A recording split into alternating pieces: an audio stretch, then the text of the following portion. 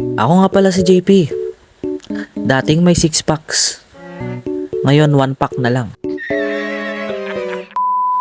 So ngayon napag-isip-isip ko na magpapagupit nga pala ako ngayon. Let's go! Ayun, at kinuha ko ang bangbanglo. Pinugsipugsit ko sa aking katawan para kapag kinupitan tayo mabango. Kasi hindi pa tayo naligo. Charis! Ayun, at ready na tayo. Pero bago ang lahat, magsha-shoutout muna ako. Yun, shoutout kay Esteves Villamar Perpose. Kabatch ko to nung elementary ay. Salamat tol. At sa nag-share ng video natin, Sir Hernan Quaresma, salamat po. At kay Sir Deji Del Rosario, salamat sa pag-share sir ng videos natin. At syempre dito sa pinsan ko, all the way from Pampanga. Minsan salamat sa suporta. Manood ka lang. Sa susunod, sumama na kayo ni Bayaw. And syempre kay Kuya Job Miran at kay Ate Ella Barkayan. And soon makakasama din natin silang magsursur. And ito ang Sayap Works Racing Team. Sa mga hindi nakakaalam, si Kuya Sayap ay nagmamodify ng mga motor. Matatagpuan ang kanyang shop sa may Barangay Legazpi, San Felipe, Tarlac. Ayun, at salamat sa mga nagpa-shout out. At dito nilinis ko muna si Brum Brum kasi maraming takkin ng aso dun sa may ilalim niya. Okay. A few moments later.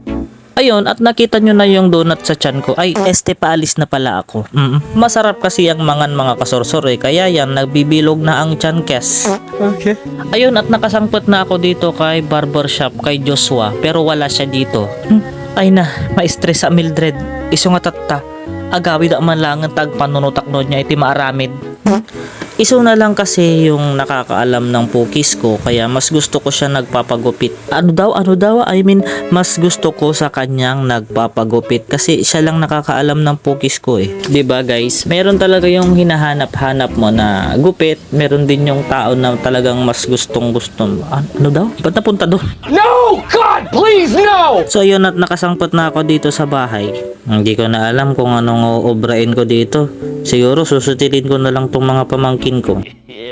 Pero sabi ko siguro magbubuya muna ako at samaan sila manood habang iniisip ko kung ano yung pwede kong aramidin. Ayan, at nanonood kami hanggang sa may sumagi sa isip ko ba na paano kaya kung magwalis-walis ako para naman may sirsirbi ako dito sa bahay. Ayun, at nakita ko na yung walis. Siyempre pipidutin ko siya para makapagwalis ako. Ayan, at nagsagad-sagad ako dyan. Kunwari may maraming mga dumi, pero yung mga dumi na yan guys, kinalat ko lang din yan para naman syempre kunwari may kalat at kunwari mayroon tayong malinis ngayong araw na to. At dito kung napapansin nyo, ayan, malinis na talaga siya. Ayun, at hindi na rin pala kinayan ng aking sagad. Ayun, at napailing na lang ako at nag-ala ko kumartin na naman ang dila ko. Ayun, at naglinis naman na ako dito sa may bandang taas kasi okay na sa baba. Ayun, malinis naman talaga yan. Nagwara-wara lang ako dyan para may magawa naman. So dito, isinunod ko na yung loob. Tinagtatanggal ko na yung mga charger dyan na nakakalat. Actually, kinalat ko lang ulit yan para naman may dumi at para may malinis.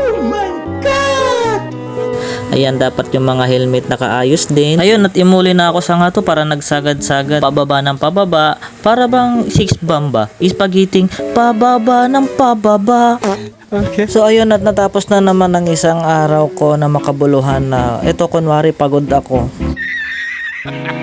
At tuloy na ang panonood namin ng mga pamangkin ko. Hanggang dito na lang. Paalam!